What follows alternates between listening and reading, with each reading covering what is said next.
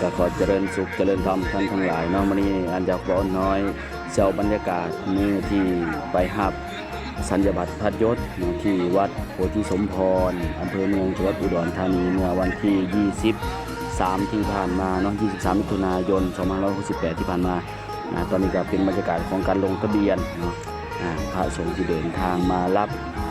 สัญญบัตรพัดยศก็จะมาลงทะเบียนในจุดนี้หลังจากที่ลงทะเบียนเสร็จเรียบร้อยเนาะก็จะมีร้านที่เขาประมูลมาได้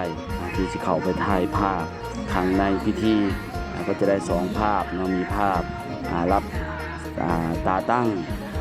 และก็ภาพรับพัดยศจากเจ้าหน้าที่หลังจากลงทะเบียนแล้วก็มา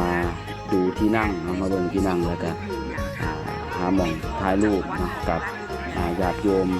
ที่เดินทางไปนำในมือนั้นก็พากันรอคิวเนื่องจากคนที่ไปนั้นไปหลายเนาะไปถ่ายหลายลูกหลายท่านหลายคนแต่ละลูกเพิ่นก็มีหมู่คณะเพิ่นไปญาติธรรมเพิ่นไปอันนี้ก็เป็นบรรยากาศในการรอเวลาที่จะรับสัญญบัตรเนาะหลังจากนั้นก็มานั่งถ่ากันอยู่ใต้ร่มไม้รอความพร้อมรอเวลาที่จะเข้าไปรับสัญญบัตรนั่นเองเนาะก็อนุโมทนาบุญกับ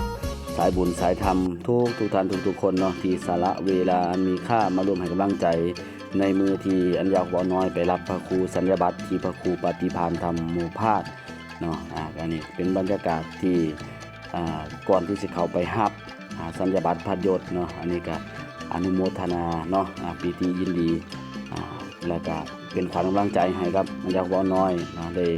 ประกอบคุณงามความดีในเพจสมณะต่อไปเนาะอันนี้เป็นภาพที่อยู่ในความทรงจำเนาะระหว่างที่รอนี่แหละกันพวกนี้ตำบักหุ่งเฮ็ดอยู่เฮ็ดอยากกันกินเนาะอันนี้คือความเป็นตาแพงเป็นตาฮักของพี่น้องบ้านทรงที่ไปร่วมบุญในครั้งนี้เนาะเป็นบรรยากาศก่อนที่จะเข้าไปรับหลังจากที่รับแล้วก็มีครูบอมแล้วก็ทหารอาดเนาะ